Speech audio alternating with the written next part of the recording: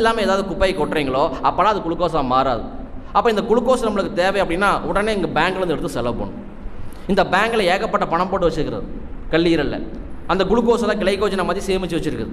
இது என்ன glucose glycogen அப்படின்னா, இப்போ நம்ம ஏதாவது உணவு சாப்பிட்றோம், இந்த உணவு வந்து குளுக்கோஸை மாதிரி ரத்தமாக சக்தியாக மாறுது. நம்மளுக்கு ஒரு நாளைக்கு எவ்வளோ குளுக்கோஸ் தேவைன்னு வச்சுக்கோங்களேன், 100 குளுக்கோஸ் வச்சுக்கோங்க, 100 குளுக்கோஸ் தேவை. ஆனால் 3 வேளையும் சாப்பாடு நொய்ய பிடிக்கிறோம், அதே மாதிரி வந்து சத்தான ஆகாரமாக சாப்பிட்றோம், ஒரு 200-300 குளுக்கோஸ் வந்துடுது.